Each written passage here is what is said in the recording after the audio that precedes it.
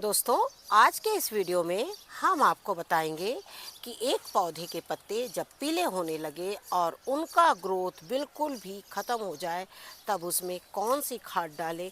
क्या पौधों की प्रूनिंग आपको गर्मियों में करनी है? क्या उसकी हार्ड प्रूनिंग करेंगे? उसकी प्रूनिंग किस तरीके से करेंगे?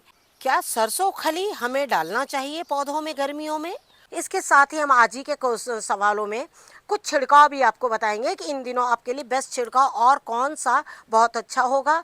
तो आप अगर हमारे साथ नहीं जुड़े हैं तो हमारे साथ जुड़िए, चैनल को सब्सक्राइब कीजिए और ज़्यादा से ज़्यादा लाइक और शेयर कीजिए, जिससे कि गर्मी में कौन सी खाद आपके मिट्टी में मॉइस्चर बना के रखेगी, कितनी मात्रा में वो मॉइस्चर बनाएगी और कौन सी खाद डालने से फंगस लगेगी और मिट्टी में बदबू आएगी। ये सारी चीज़ हम आज ही इसी क्वेश्चन के माध्यम से ही कंप्लीट करेंगे, जिससे कि गर्मियों में आप उसमें अच्छे से खाद और पानी का ध्यान रख सकें।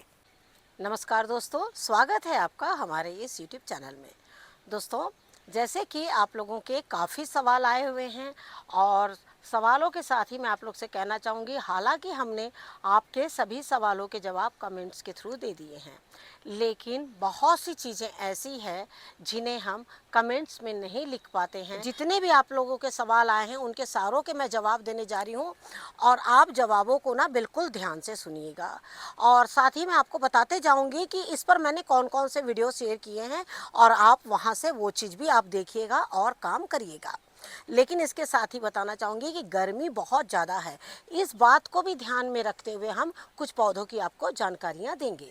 लेकिन सबसे पहला सवाल लूँगी कि आपका जो धनबाद से सवाल आया था कि आपके बहुत सारे फलों के पौधे हैं और वो 2 साल के हो चुके हैं और अब उनमें अगले साल फल आए, उसके लिए आपको क्या करना है।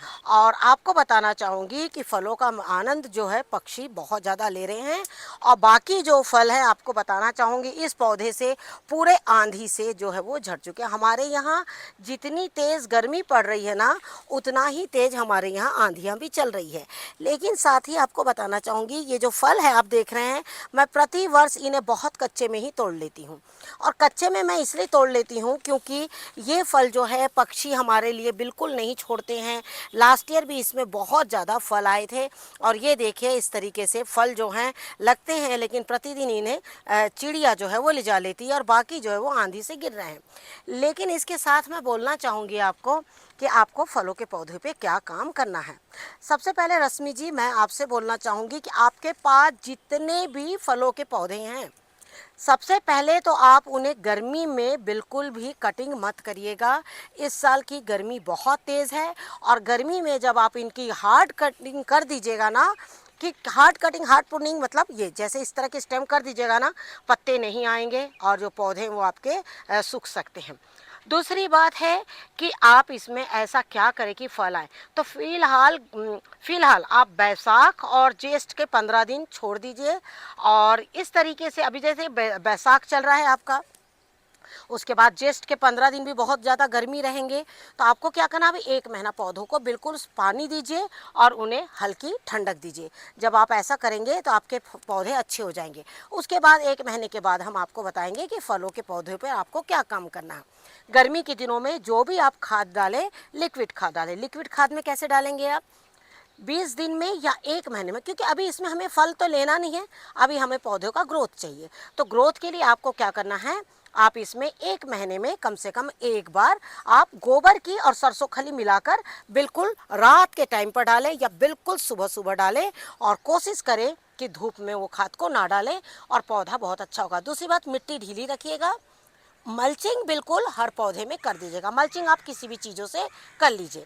मल्चिंग के साथ ही आप लोग को एक चीज़ बताना चाहूँगी कि आपका एक और सवाल आया था मल्चिंग के ऊपर कि क्या आप गत्ते से मल्चिंग कर सकते हैं। तो बिल्कुल आप मल्चिंग कर सकते हैं। मैं आपको बताती हूँ कि गत्ते को किस तरीके से आपको पानी में भिगो के रखना है। जो भी गत्ते हमारे पास आते हैं, जैसे हम शॉपिंग करते हैं, जो गत्ते आपको क्या करना है, पानी में इस तरीके से भिगो देना है। जब उसकी एक लुगदी तैयार हो जाए उसके बाद आप उसे निकाल कर पानी में से फिर आप मल्चिंग कर दीजिए। थोड़े दिन में क्या है, ये बहुत अच्छे से मिट्टी में एक मॉइस्चर बना के रखेंगे और साथ ही जो इसमें प्लास्टिक वगैरह लगी होती है वो भी आसानी से निकल जाएगी। मल्चिंग का मतलब है मिट्टी को ऊपर की धूप से बचाना, क्योंकि हमारे कंटेनर्स अंदर गीले रहते हैं और हम पानी डालते रहते हैं और उससे हमारे पौधे खराब हो जाते हैं। लेकिन जब मल्चिंग करते हैं तो मल्चिंग से क्या होता है कि ऊपर की मिट्टी अंदर की मिट्टी में एक मॉइस्चर बना रहता है और उससे हमारी मिट्टी जो है वो नहीं सूखती और पौधे बहुत अच्छे हो जाते हैं। अगला सवाल आपका आया था कि आप बैगन में, खीरे में, फलों में क्या आप स्प्रे कर सकते हैं। तो मैं आपको बताना चाहूँगी कि आप हर पौधे में स्प्रे कर सकते हैं। मैंने भी सभी पौधों में स्प्रे किया है, जो मैंने स्प्रे आपको बताया था। और आप देख रहे हैं कि स्प्रे के बाद आप देख रहे हैं अनार, जिस समय मैंने आपको ये पौधा दिखाया होगा, अगर मैंने स्प्रे के इस टाइम पे, तो आपने देखा होगा कि इसमें बहुत कम फल थे, 1 या 2 थे, और अब देखिए ये फूलों से बिल्कुल लदा हुआ है। साथ ही करेले की तो हम लगातार हार्वेस्टिंग ले रहे हैं और साथ ही बताना चाहूँगी कि उसमें फल भी बहुत अच्छे आ रहे हैं। अगर आपके पास इस तरह की ककड़ी लगी हो, तरबूज, खरबूज, जो भी फल लगे हो, आप उसमें बिल्कुल स्प्रे कर सकते हैं। लेकिन स्प्रे करने में आप एक बात का आपको ध्यान रखना है कि चाहे वो फल हो, फूल हो, जो भी हो, आपको गुड़ की मात्रा बहुत कम रखनी है। अगर आप गुड़ की मात्रा बहुत ज़्यादा रखेंगे तो उसमें क्या होगा, फंगस लगने शुरू हो जाएंगे। इसीलिए आप जो छाछ है वो बिल्कुल हल्की खट्टी होनी चाहिए और जो गुड़ है वो बहुत कम मात्रा में होना चाहिए। आपका अगला सवाल था कि लौकी आपकी फूल रही है, मतलब फूल उसमें आ रहे हैं, लौकी बड़ी नहीं हो रही। अब आप देख सकते हैं ये लौकी, हमने आपको लौकी की कितनी हार्वेस्टिंग बताई है और आगे भी हम आपको लौकी की हार्वेस्टिंग देंगे। किसी भी पौधे की मिट्टी अगर इस तरीके से सख्त हो जाएगी और अगर आप सोचेंगे कि मैं प्रतिदिन इसमें पानी डाल रही हूँ और पौधा मेरा अच्छा नहीं हो रहा है, तो और आप चाहे खाद डाल दीजिए, कोई भी मिट्टी डाल दीजिए, कोई भी खाद डाल दीजिए, कुछ भी कर लीजिए, कितना भी पानी डाल दीजिए, अगर मिट्टी ढीली नहीं होगी तो आपको बता रहे हैं कोई भी फल और फूल कभी भी नहीं होगा। जैसे ही आप मिट्टी डालें, मिट्टी की गुड़ाई करेंगे और गुड़ाई के बाद उसमें अच्छे से खाद डालेंगे, तो ये जो फूल आप इतना छोटा देख रहे हैं ना, ये छोटा नहीं होगा, ये बहुत बड़ा होगा। और आपको बता रही हूँ कई दिनों से हमने भी इस एरिया की गुड़ाई नहीं करी है, कारण कि हमारे यहाँ बहुत तेज़ गर्मी पड़ रही है और टेरेस पर आना भी थोड़ा सा मुश्किल हो जा रहा है। इसीलिए बस हम इसमें हल्का पानी डाल रहे हैं और पौधों को बिल्कुल जीवित रखे हुए हैं, कि कारण कि जिस तरीके से गर्मी है, तो गर्मी में क्या होता है, बस पौधों को बचाना बहुत ज़्यादा ज़रूरी होता है। हमारी कोशिश यही है कि हम ज़्यादा से ज़्यादा आपके सवाल लें और बिल्कुल प्रैक्टिकल तौर पर आपको बताते चले जाएं। जैसे कि आपको बताना चाहूँगी कि आपने कहा है अमरूद के पौधे के लिए कि क्या अमरूद के पौधे की प्रूनिंग हो सकती है। आपको बताना चाहूँगी किसी भी पौधे की आप अभी इस महीने में 1 महीना कोई भी पौधे की कटिंग बिल्कुल भी ना करें। अगर आप उसकी कटिंग करते हैं तो आपको मैं बताना चाहूँगी इस गर्मी में पौधे सूख सकते हैं। ख़ास तौर पर मैं बताना चाहूँगी कि गर्मी में आपको अगर चाहते हैं कि अब बहुत पौधा बिल्कुल फल नहीं दे रहा है, और अमरूद में इन दिनों फल बहुत अच्छे आते हैं। अमरूद में फल इसलिए इन दिनों अच्छा आता है कि आपको पता है अमरूद 3 महीना पूरा कम से कम ले लेता है। तो और अभी बैसाख का महीना चल रहा है, बैसाख आधा ख़त्म हो गया है, तो ज्येष्ठ आषाढ़ का महीना और फिर सावन के महीने में ये फल जो है वो बहुत पकते हैं। प्रूनिंग जो है ना वो बहुत बड़ा रोल प्ले करती है। एक गलत प्रूनिंग से पूरा आपका जो फल का पौधा है ना वो गलत टाइम पर फल देना शुरू कर देता है। अगर आप चाहते हैं कि आपका ये पौधा अगस्त में फल आपको दे, तो आप क्या करिए, इसकी हल्की हल्की प्रूनिंग करिए। हल्की प्रूनिंग करना, अगर आपने ये स्टेम जो हार्ड प्रूनिंग आप मत करिए, अगर आपके यहाँ बहुत तेज़ गर्मी है तो हार्ड प्रूनिंग करने से आपके पौधे में फल तो आगे आने के लिए रुकेंगे ही, और साथ में पौधे का भी ग्रोथ जो है रुक जाएगा, यहाँ तक कि कई बार गर्मियों में वो सूख भी जाते हैं। आप जैसे देख रहे हैं कि हम लगातार गर्मियों में भी फल लिए हैं और बारिश में और ठंड में, ये सब जो अमरूद के जो पौधे हैं ना, ये पूरे साल जो है आपको अमरूद जो है वो बहुत अच्छे देते हैं। अभी आप देख रहे हैं कि अमरूद में बहुत अच्छे फल जो है वो बन रहे हैं और सारे बड़े भी हो रहे हैं। लेकिन इसके साथ ये भी चीज़ बोलना चाहूँगी, बहुत तेज़ गर्मी में अगर अमरूद आए भी हैं तो वो झड़ सकते हैं। और अब मैं बताना चाहूँगी ज़्यादातर झड़ने वाले इस तरह के छोटे फल जो है वो होते हैं। इस तरीके के जब एक बार फल जब बड़े बन जाते हैं तो वो कम झड़ते हैं, लेकिन छोटे फल झड़ते हैं। इसलिए आपको क्या करना है, एक तो मिट्टी गीली रखना है, दूसरी बात आपको क्या करना है, आप चाहते हैं कि आपके पौधे में नए पत्ते आएँ, तो आप क्या करें, ये जो पुराने पत्ते हैं ना, आप उसकी बिल्कुल इस तरीके से थोड़ी सी इस तरीके से दूर दूर के कहीं कहीं के पत्ते जो है, जो बहुत पुराने हो गए, जो पीले हो रहे हैं और पौधों में लगे हैं, तो इस तरीके से ना पत्ते निकाल दीजिए। इस तरीके से जब हम पत्ते निकालते हैं ना, मैं आपको बताना चाहूँगी पौधों में ना बहुत ज़्यादा इसका फ़ायदा होता है, क्योंकि इनको झड़ने में जितना टाइम लेता है उतने दिन में फिर ये वापस जो है वो नए पत्ते आ जाते हैं। उसके साथ ही बताना चाहूँगी सरसों खली। जैसे सरसों खली के बारे में आपका सवाल है कि सरसों खली हम गर्मियों में डाल सकते हैं क्या? आपको बताना चाहूँगी आप बिल्कुल डाल सकते हैं, लेकिन सरसों खली गर्मी और ठंड में डालने का मैं आपको बता रही हूँ टाइम। ठंड के दिनों में सरसों खली आप दिन में कभी भी डाल दीजिए, कोई फ़र्क नहीं पड़ता पौधों को। लेकिन गर्मी में अगर आपको सरसों खली डालना है तो या तो बिल्कुल अर्ली मॉर्निंग या तो शाम के 7 बजे के बाद आप खाद को डाल सकते हैं। जैसे आप देख रहे हैं चीकू है या अमरूद है, हम सब में सरसों खली और गोबर की खाद मिलाकर डालते हैं। गोबर की खाद और सरसों खली एक साथ क्यों डालते हैं हम? सरसों खली जो है वो फलों को बढ़ाने में मदद करता है और जो गोबर है वो नए पत्तों को आने में मदद करता है। जैसे आप देख रहे हैं इस वक्त हमने आपको चीकू के पौधे पर काम बताया था, आप हमारे वीडियो देखिएगा और उसके बाद ये देखिए नए पत्ते पूरे आ चुके हैं। अब आपको क्या करना है, अभी हमें इसमें फल की इच्छा नहीं करनी, कारण कि अब ये गर्मी पूरी आ चुकी है। अगर ये ना भी दे फल तो मुझे चलेगा, क्योंकि मैं चाहूँगी कि इस सीज़न में ये पौधा बढ़ जाए। तो गोबर को आप कच्चे गोबर को लाइए और उसे भिगाकर 1 महीना बकेट में छोड़ दीजिए, और बकेट में छोड़ने के बाद में उसको 1 महीने के बाद थोड़ी सी उसमें छाछ मिला दीजिए, थोड़ी सरसों खली मिला दीजिए और इस तरीके से डाल दीजिए। समय समय पर इसमें आपको प्याज के छिलके का रस डालना है, चाहे वो कोई भी पौधा हो। दूसरी बात, चाहे वो आपका अमरूद का पौधा हो, चीकू का पौधा हो, फल के पौधों की आपको इस आज का जो भी सवाल है ज़्यादा से ज़्यादा फल के पौधों पर भी हम आपको बता रहे हैं। समय समय पर प्याज के छिलकों का भी आप इसमें इस्तेमाल कर सकते हैं, तो उससे क्या होगा कि आपके पौधे बहुत अच्छे हो जाएंगे। संतरे के पौधे के लिए मैं सबसे पहले आपको बताना चाहूँगी कि संतरे का पौधा आपका ग्रोथ क्यों नहीं कर रहा है। संतरे का पौधा ग्रोथ नहीं करने की वजह है कि उसमें आपने गोबर की जो खाद डाली है उपलों की, और जो किचन वेस्ट है वो ज़्यादा मात्रा में हो चुका है।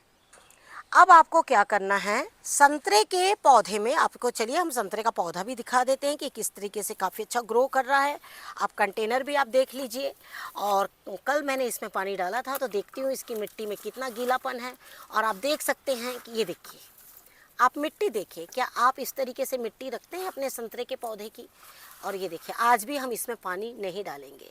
आपको सबसे पहले संतरे की मिट्टी पर इस तरह से ध्यान देना है। अब आपको क्या करना है, चलिए हम पहले इस पौधे के बारे में आपको अच्छी तरीके से जानकारी दे देते हैं। सबसे पहले तो मैं आपको बोलना चाहूँगी, हाल ही में मैंने एक वीडियो शेयर किया है मिर्च के पौधे पर, और उसमें आप लोग को बताया है कि आपको पौधों में कैसे काम करना है।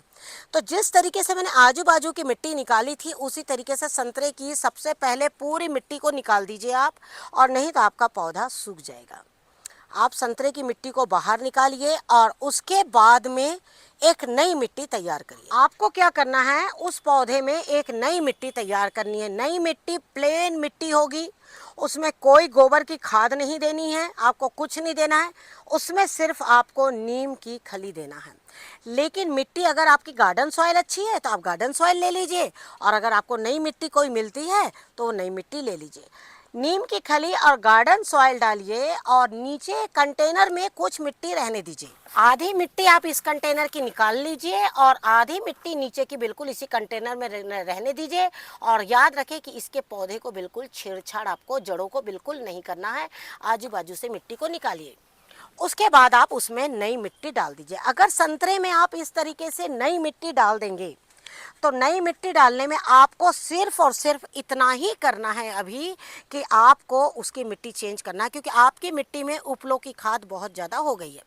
उपले की खाद और किचन वेस्ट को आप कमज़ोर मत समझिए। उसकी खाद हमें लगता है कि हम बार बार डालेंगे तो अच्छा हो जाएगा। खैर आपने ऐसा किया नहीं किया मुझे नहीं मालूम है, लेकिन आपको बताना चाहूँगी गर्मी में अगर आप चाहते हैं उसे अच्छे से बचाना तो आप सबसे पहले तो मिट्टी चेंज करिए, उसके बाद आगे आगे आपको मैं बताती हूँ अब इस पौधे में आपको क्या क्या डालना है। अगली चीज़ है नींबू का पौधे। नींबू के पौधे में भी अगर आपने यही खाद डाली है तो नींबू के पौधे की भी सेम आपको मिट्टी को बदल देना है। कई बार उपलों के वजह से या किचन वेस्ट ज़्यादा होने की वजह से रूट रॉट जैसे शिकायत हो जाती हैं और उसके बाद रूट अपना काम करना बंद कर देती है। कितना भी आप उसमें न्यूट्रिशंस डाल दीजिए रूट काम नहीं करेगी। तो सबसे पहले आप उसकी मिट्टी को बदल दीजिए। मिट्टी को बदलते ही आप देखिएगा कि आपके पौधे बहुत अच्छे होंगे। दूसरी बात, मिट्टी को बदलने के बाद क्या उसमें पानी डालना है? आपको बोलना चाहूँगी कि मिट्टी को बदलने के बाद उसमें बहुत कम पानी डालिए। और आप देख रहे हैं संतरे की मिट्टी और अब आप देखिए ये नींबू की मिट्टी, आप देख रहे हैं कितनी भुरभुरी बनी हुई है। तो ये देखिए इस तरीके से जब भी मिट्टी आप देखिए मैं हाथ से निकाल रही हूँ, कोई गोड़ाई नहीं है पौधे की, लेकिन मिट्टी बहुत ज़्यादा ढीली है। ढीली क्यों है? क्योंकि समय समय पर हल्की फुल्की गुड़ाई होती है, पानी जो है हम इसमें बहुत कम डालते हैं। और आप देख रहे हैं कि ये जो पौधा है बीजों से तैयार किया हुआ पौधा है और अब इसमें बहुत ज़्यादा मात्रा में फल जो है वो बन रहे हैं। और फल बनने के साथ में आपको बताना चाहिए बड़े फल भी इसमें लगे हुए हैं, इस वक्त नज़र नहीं आ रहे हैं, लेकिन ये जो है पूरे नए फल आए हुए हैं। अब आपको बताते हैं कि मिट्टी बदलने के बाद आपको क्या करना है। मिट्टी सेम वैसे ही डालना है, गार्डन सॉइल हो और साथ में नीम खली। नीम खली एक पौधे में आप कितना डालेंगे? कम से कम 150 से 200 ग्राम नीम खली इसमें बिल्कुल डाल दीजिए। आपके पूरे गार्डन की मिट्टी ही सोना हो जाएगी, इतनी अच्छी हो जाएगी। बशर्ते आपको खाद की मात्रा बहुत सोच समझ के रखनी है। उससे आप देखिएगा कि फल के पौधों को एक टाइम दीजिए, 3 से 5 साल का टाइम दीजिए, फल अपने आप बहुत अच्छे होंगे, चाहे वो बीजों से हो, चाहे वो हाइब्रिड पौधे हो, चाहे जैसे भी हो। आपको हम एक चीज़ बताना चाहेंगे आज कि हम जो भी वीडियो आप लोग के साथ शेयर करते हैं उस वीडियो में हम पहले अपने पौधों पर काम करते हैं, पौधों में खाद डालते हैं। अगर वो खाद सक्सेस हो जाती है तभी हम आप तक पहुंचते हैं। जैसे कि आपको बताना चाहूँगी कि देखिए खाद को बहुत ध्यान से डालना है। अब बहुत सारी खादों में अगर आप भटकेंगे तो मैं आपको बताना चाहूँगी पौधे खराब ही होंगे आपके। आपने याद है कि मैंने इस पपीते का आप लोग के साथ वीडियो शेयर किया था कि मैंने पूरे पपीते के पौधे की मिट्टी निकाल दी थी। और मिट्टी निकालने के बाद मैंने आपने हमसे अपडेट भी मांगा था। और आप देख रहे हैं फिर से इसमें पपीते ये पक रहे हैं। और ये देखिए इतनी गर्मी में भी पपीते जो हैं, हमारे यहाँ बहुत तेज़ गर्मी हो गई है और वो देखिए इस तरीके से एक एक दो दो लग रहे हैं। देखिए कंटेनर बहुत छोटा है और कंटेनर छोटा होने के साथ में आप खुद सोच सकते हैं कि ये कितना पानी लेता होगा, कितनी खाद लेता होगा। तो इसमें जो भी फल मुझे मिलते हैं ना तो मैं उसका शुक्रिया अदा करती हूँ। सबसे पहले तो मैं आपको बताना चाहूँगी बहुत ज़्यादा खादों के पीछे ना भटके। जैसे देखिए आपको मैं 2 खाद यहाँ फिर से क्लियर कर रही हूँ, एक एलोवेरा और एक गुड़ के ऊपर में, और तीसरा उपलो और किचन वेस्ट। सबसे किचन वेस्ट और उपलो के बारे में हमने बता दिया। ये खाद जो है बहुत स्ट्रॉन्ग है और ये किचन वेस्ट का 100 ग्राम ml जो है ना वो लिक्विड से आप यकीन नहीं करेंगे कई लीटर खादें तैयार होती है। वो हम आपको जल्द ही बताएंगे कि वो किस तरीके से तैयार होती है। पत्तों के पीले होने के कारण 2 ही हो सकते हैं, एक उसमें आयरन और मैग्नीशियम की कमी है, दूसरा है बहुत ज़्यादा मात्रा में उसमें किचन वेस्ट मिलना। किचन वेस्ट कभी भी पत्तों को पूरा पीला कर देता है, पौधों की ग्रोथ को ख़त्म कर देता है। इसीलिए आपको अभी क्या करना है, सबसे पहले तो मिट्टी को ही चेंज करना होगा। रहेगी बात जब हमने बहुत पहले एक नींबू के ऊपर में वीडियो शेयर किया था, उसमें हमने आप लोगों को बताया था कि नींबू के पौधे में किस तरीके से आयरन डाला जाता है। आपने वो वीडियो अगर नहीं देखा होगा तो हम आपको बताना चाहेंगे कि नींबू के पौधे में आयरन की मात्रा डाली जाती है, क्योंकि आयरन मिलना बहुत ज़रूरी है। अनार का पौधा, नींबू का पौधा, दोनों पौधे जो है वो आयरन मांगते हैं। ऐसे तो सभी पौधों में सभी चीज़ों की ज़रूरत होती है, लेकिन ख़ास तौर पर नींबू के पौधे की हम इस वक्त बात कर रहे हैं। अब इसके साथ हम एक सवाल आपका जोड़ रहे हैं एलोवेरा के ऊपर में। एलोवेरा के ऊपर में हमने आपको कई ऐसे बहुत से वीडियोस हमने शेयर किए हैं अलग अलग तरीके से। आपको बताना चाहूँगी कि एलोवेरा आपके सभी के लिए बहुत ज़्यादा अच्छा होता है गर्मी के दिनों में। एलोवेरा में सबसे ज़्यादा मॉइस्चर है। अब आप एलोवेरा किस किस पौधे में डाल सकते हैं। एलोवेरा के लिए बताना चाहूँगी, एलोवेरा आप हर पौधे में डाल सकते हैं। यहाँ तक कि आपका जो भी पौधा खराब हो रहा है, जिसमें न्यूट्रिशंस की कमी है, जिसमें कीट लग रहे हैं, आप क्या करिए, एलोवेरा का फ्रेश जेल निकाल लीजिए। आप चाहे नींबू का पौधा हो, संतरे का पौधा हो, सब्जी का पौधा हो, कोई भी पौधे हो, आप सब में छिड़काव एलोवेरा का कर सकते हैं। यहाँ तक कि मैं आपको बोलना चाहूँगी, अगर आप चाहें तो नींबू के पौधे की मिट्टी खोदकर, संतरे की पौधे की मिट्टी खोदकर वहाँ भी आप एलोवेरा के जेल का थोड़ा सा, मैं तो एलोवेरा की पत्तियाँ भी डाल देती हूँ कई बार, लेकिन उसको दोनों तरफ से हाफ निकालने के बाद इस तरीके से रखना है कि जो जेल वाला साइड है वो जल्दी से जल्द मिट्टी में घुल जाए। क्योंकि बहुत दिनों तक के अगर आप पत्ते में इसी तरह रहने देंगे तो कई बार पत्तों में फंगस लग जाते हैं, क्योंकि वो मिट्टी के संपर्क में है। ठीक है ना। तो आपको क्या करना है, एलोवेरा का छिड़काव करना है, नीम ऑयल का छिड़काव करना है। कई बार थ्रिप्स भी आने के वजह से भी आपके कोई भी पौधों में पत्ते भी सड़ सकते हैं, पत्ते भी खराब हो सकते हैं, जड़ भी खराब हो सकती है। एलोवेरा जब आप किसी भी पौधे में डालेंगे, चाहे वो नींबू हो, संतरा हो, सब्जी हो या लोबिया के पौधे हो, जिसमें भी आप संतरे के एलोवेरा डालेंगे, एलोवेरा डालने से आपकी जड़ें मजबूत होगी, फल चमकदार होंगे, फलों में अपना एक टेस्ट होगा। ये तो हो गया एलोवेरा। अब बात आती है आपके नींबू के पौधे की, कि नींबू के पौधे में भी आप एलोवेरा का इस्तेमाल कर सकते हैं। अगली चीज़ है, आप अपने नींबू के पौधे में पहले मिट्टी बदलिए। मिट्टी बदलने के बाद आपको 10 दिन देखिए, 10 दिन में उसका रिजल्ट कैसा होता है।